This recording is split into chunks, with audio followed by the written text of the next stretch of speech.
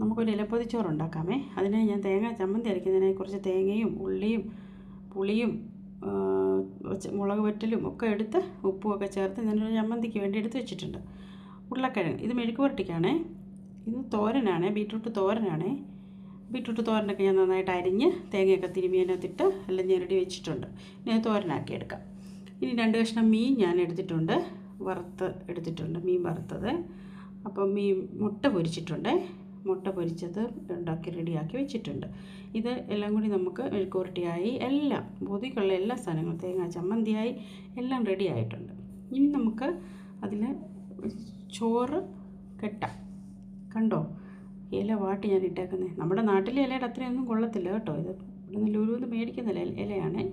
ഇനി നമുക്ക് ഇലയിലേക്ക് ഞാനിവിടെ ഉണ്ടാക്കി വെച്ചിരിക്കുന്ന പൊതിച്ചോറ് കെട്ടുന്നതിന് നമുക്കിന്നിവിടെ കിട്ടിയിട്ടുള്ള സാധനങ്ങളൊക്കെ വെച്ച് ഞാനൊരു പൊതി കെട്ടുക കേട്ടോ. ഇതിനകത്തിൽ നാട്ടിലെ പോലുള്ള ഒരുപാട് എല്ലാ സാധനങ്ങളും വിഭവങ്ങളൊന്നും വയ്ക്കാൻ നമുക്ക് ഒക്കത്തില്ല. എന്നാലും ഇവിടെ കിട്ടുന്നതൊക്കെ എല്ലാ സാധനങ്ങളും ഞാൻ വെച്ചിട്ടുണ്ട്.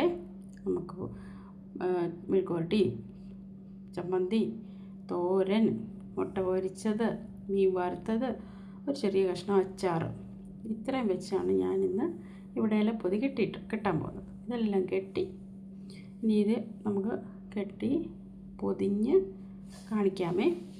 പൊതിയൊക്കെ കെട്ടുമ്പോൾ നമ്മൾ നാട്ടിൽ സ്കൂളിലൊക്കെ കൂട്ടുകാരുടെ കൂടെ ഇരുന്ന് പൊതിച്ചോറുണ്ടെന്ന് ഓർമ്മ വരത്തില്ലേ നമുക്ക്? എനിക്കാണെങ്കിൽ ഇതൊക്കെ ഓർക്കുമ്പം കുട്ടിക്കാലത്തോട്ട് നമ്മൾ ഓടും അല്ലേ. നമ്മൾ കുട്ടിക്കാലത്തേക്കൊന്ന് നോക്കി ഈ പൊതിച്ചോറെന്ന് പറയുമ്പോൾ അമ്മയെ ഓർമ്മ വരും ഒക്കെ.